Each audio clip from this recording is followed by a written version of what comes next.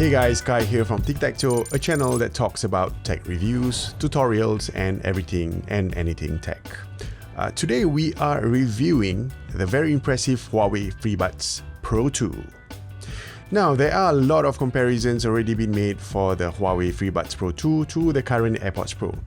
Some have even claimed that the Freebuds Pro 2 is better than the AirPods Pro. Nani? Nani? And on that note, let's jump right into it.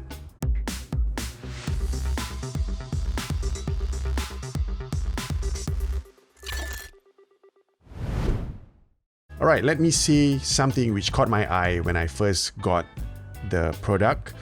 This is one of the nicest casings I've ever seen on a true wireless earbud. It is all metal, it is lightweight, it's slim and flat, and it looks really sleek. And on top of that, it is non-glossy and it has a matte finish, and at the back of the casing you can find a label of Huawei and Deviale. To the uninitiated, Deviale is a big brand in the audio world. This isn't coincidental because Huawei partnered with Deviale to engineer the Freebuds Pro, and this might be the reason why the Huawei Freebuds Pro 2 sounds amazing. It has been tuned to a sound signature which I truly enjoy listening to.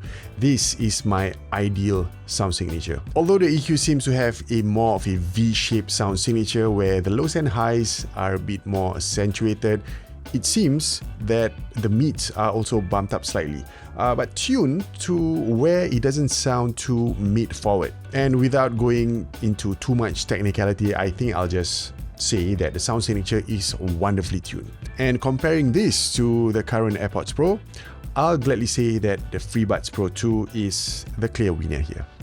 The Huawei AI Live, the app that you can use to further customize the earbuds, also comes with very nice customization options. At the top, you can find the battery status of the left and the right earbuds as well as the casing. You can change the noise cancellation modes to either full-on noise cancellation, turning noise cancellation on and off, or setting it to transparency mode by choosing awareness. You can further choose the levels of the noise cancellation by selecting either one of these, depending on where you are. The best one, I think, is just to set it to dynamic, because the AI algorithm on the earbuds, they can detect the level of your surrounding noise and they can adapt accordingly. So once you set it, you can just forget it.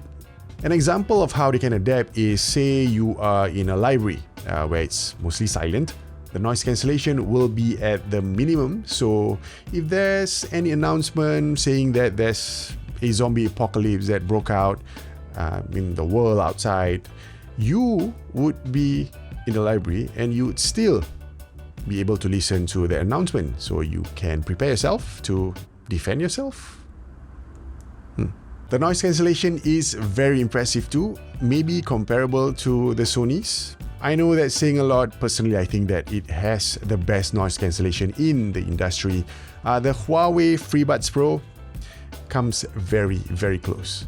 You can also change the default sound signature by choosing any of the sound effects that are available here, or you can create your own custom EQ. Under settings, you can enable smart wear detection where your videos will be auto-paused if you were to remove either side of the earbuds. You can also do a fit test on the earbuds to see if you need to change to a bigger or smaller ear tip, or to adjust the placement of your earbuds on your concha. And if anyone is interested to know what the heck is a concha, it is this part of the ear that is before the ear canal. Yeah, just before the cave of the ear, before you deep dive into the cave, that small area, call it the base camp. Yeah, that is the ear concha. So yes, this is another good smart feature Huawei has made. First, that I've seen where the AI can help you see which fit is better, especially on the ear tips, which size is better for your ears, or to see which placement position on your concha is the best for your ear type. And lastly, you can customize the gestures. So Huawei implemented a haptic touch control mechanic instead of a full-on touch control mechanic. What this means is you literally need to pinch the stem with minimal force to execute the gestures. If you're familiar with full-on touch control mechanic, you don't even have to exert any force at all, right? Because everything responds to slight touch. And I personally prefer haptic touch control to the full-on one, because the full-on one can be finicky at times. It depends on how optimized the touch controls are, but more often than not, what I've experienced so far on full-on touch controls gestures, they tend not to be responsive at all, or they tend to be hypersensitive. I've experienced where you want to skip a song on Spotify, you do a double tap and it registers as a triple tap, and instead of doing forward, you go backwards. You know what I'm talking about. You all have experienced this. Yes, battery life, it goes beyond my expectations, honestly. Just the earbuds alone, 6.5 hours playback on a single charge. This is of course with the ANC off. 4 hours playback on a single charge. This is of course with the ANC on. And if you put the casing right into the mix, into the equation, of course the battery life will extend even further. 30 hours playback with the charging case, and this is of course with ANC off. And with the ANC on, 18 hours playback together with the charging case.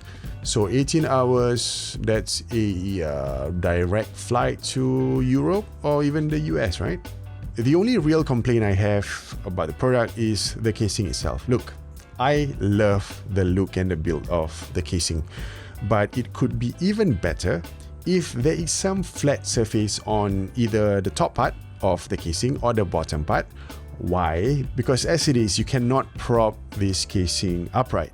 The only way for it to land on any table surface or surface is to have it rested flat on its sides. And if you look all around the casing, there isn't any flat side which you can of course make it stand. So having a flat surface on, I don't know, on either side of the surface or on one part of the edge could make it a difference, because you know, sometimes you go to a cafe and you just blindly take out your earbuds casing and you just put it on the surface and somehow not notice that there is some grease spots on the desk or on the table, and then you just blindly put there, and at the end of the day when you realize, it'll be too late already, because the nice finish on your casing such as this one is already being covered by the grease, and that will may or may not ruin the finishing of the casing. Yeah, that's just me being paranoid.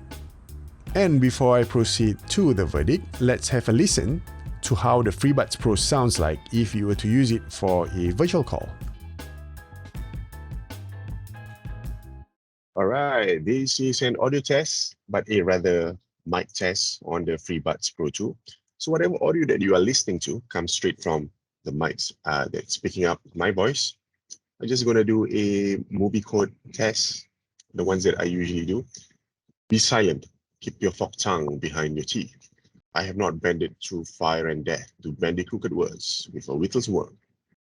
So overall, a very good product by Huawei. I don't know what kind of witchcraft they have infused in the Freebuds Pro 2, but they hit home in a lot of departments. The sound signature is amazing. The casing looks super premium. The active noise cancellation is as good as the Sony. Yes, arguably. The price is lower than the AirPods Pro, so there's not much to dislike about this product. This truly deserves a tic-tac-toe stamp of approval. Alright guys, I hope you have enjoyed this video. If you do, consider hitting the like button, subscribe to the channel, and even hitting the bell notification button to be notified for whatever future videos that I might upload. And with that, that's the end of the video. I'll see you in the next one. Bye!